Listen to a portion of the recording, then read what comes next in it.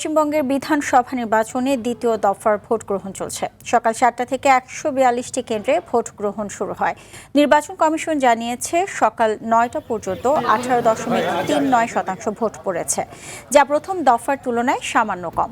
পূর্ব বর্ধমানে ভোটের হার সবচেয়ে বেশি হলেও দক্ষিণ কলকাতায় ভোটার উপস্থিতি কিছুটা কম।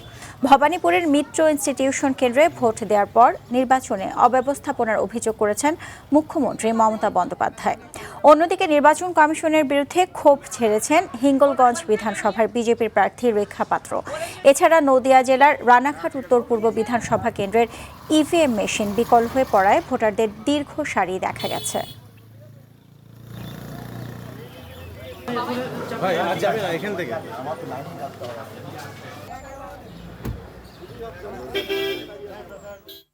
দর্শক, নির্বাচনের সবশেষ পরিস্থিতি জানাতে কলকাতা থেকে সরাসরি যুক্ত হচ্ছেন সহকর্মী পরমাশিস ঘোষ রায়।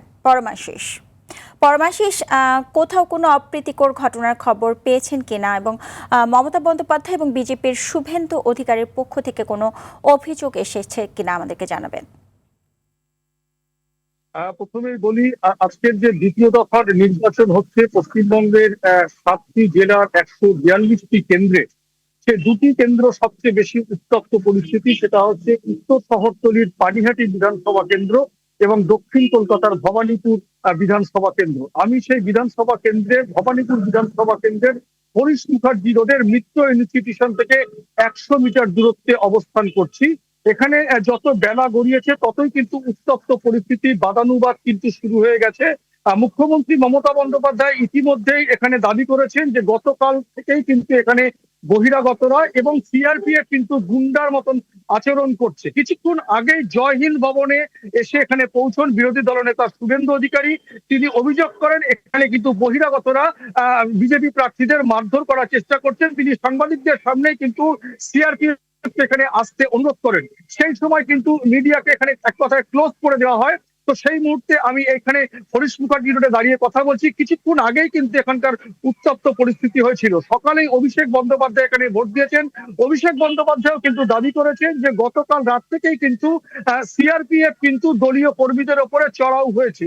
মমতা বন্দ্যোপাধ্যায় সে কথা সকালে বলেছেন এবং শুভেন্দু অধিকারীও কিন্তু এখানে কিন্তু বাগবিতণ্ডায় কিন্তু এক কথায় জড়িয়ে পড়েছিলেন। এবং উত্তর শহরতলির পানিহাটিতে কিন্তু গো ব্যাক স্লোগান শোনা গেছে। অভয়ার মা, যিনি বিজেপি প্রার্থী, তাকেও কিন্তু গো ব্যাক স্লোগান দিয়েছে তৃণমূল কর্মীরা। সকালের দিকে কিন্তু বেশ কিছু জায়গায় ইভিএম মেশিন বিকল হয়ে পড়লেও সেক্টর অফিসাররা এসে সেটা কিন্তু 7টা থেকে 7:30টার মধ্যে ভোট শুরু হয়ে যায়।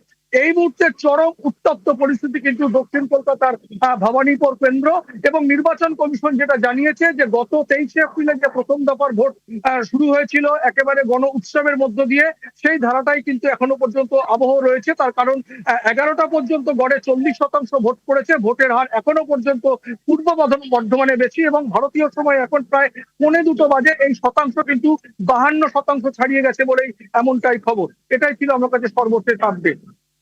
জি, ধন্যবাদ আপনাকে।